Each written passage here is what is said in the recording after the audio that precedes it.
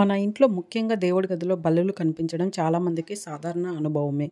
అయితే ఇలా దేవుడి గదిలో బల్లులు తిరగడం శుభమా? అశుభమా? అనే సందేహం చాలామందిలో ఉంటూ ఉంటుంది.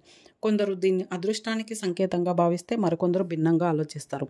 అసలు ఈ బల్లుల వెనుక ఉన్న నమ్మకాలేంటి? వాటిని ఎలా అర్థం చేసుకోవాలో తెలుసుకుందామా? దేవుడి గదిలో బల్లులు తిరగడం గురించి చాలామందికి రకరకాల నమ్మకాలు, సందేహాలు ఉంటాయి. శాస్త్రీయంగా చూస్తే బల్లులు ఇంటి పరిసరాల్లో సాధారణంగా కనిపించే జీవులు. అవి కీటకాలను తింటూ పర్యావరణ సమతుల్యతలో తమ పాత్రను పోషిస్తాయి. అయితే ఆధ్యాత్మికంగా, వాస్తుపరంగా బల్లులు కనిపించడంపై కొన్ని నమ్మకాలు ప్రచారంలో ఉన్నాయి. కొన్ని ప్రాంతాల్లో ముఖ్యంగా దేవుడి గదిలో బల్లులు కనిపించడాన్ని శుభసూచకంగా భావిస్తారు. బల్లులు లక్ష్మీదేవి స్వరూపంగా భావించే ప్రాంతాలు ఉన్నాయి. పూజా గదిలో బల్లి కనిపించడం ధనలాభాన్ని, ఐశ్వర్యాన్ని సూచిస్తుందని నమ్ముతారు. ఇంట్లో బల్లి కనిపించడం ముఖ్యంగా పూజా గదిలో కనిపిస్తే ఏదైనా శుభకార్యం జరగబోతుందని లేదా మంచి వార్త వింటారని నమ్ముతారు కొందరు. దేవుడి గదిలో బల్లి తిరగడం దేవతల రాకకు సూచనగా కూడా భావిస్తారు. అత్యంత అరుదుగా కొన్ని సందర్భాల్లో బల్లి కనిపించడాన్ని అశుభంగా భావించే నమ్మకాలు కూడా ఉన్నాయి.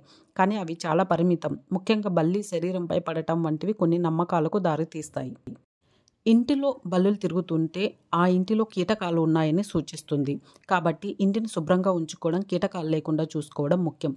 బల్లులు నేరుగా ఆరోగ్యానికి హానికరం కాకపోయినా వాటి విసర్జితాలు పరిశుభ్రతకు ఆటంకం. చాలా వరకు బల్లుల గురించి ఉన్న నమ్మకాలు అపోహాలే. వాటిని ఎక్కువగా పట్టించుకోవాల్సిన అవసరం లేదు. ముఖ్యంగా మీ వ్యక్తిగత నమ్మకాలు, ఆచారాలను బట్టి బల్లులు కనిపించడాన్ని మీరు ఎలా అర్థం చేసుకుంటారనేది ఆధారపడి ఉంటుంది. అయితే ఇంటిని ఎప్పుడు పరిశుభ్రంగా, పవిత్రంగా ఉంచుకోవడం చాలా ముఖ్యం.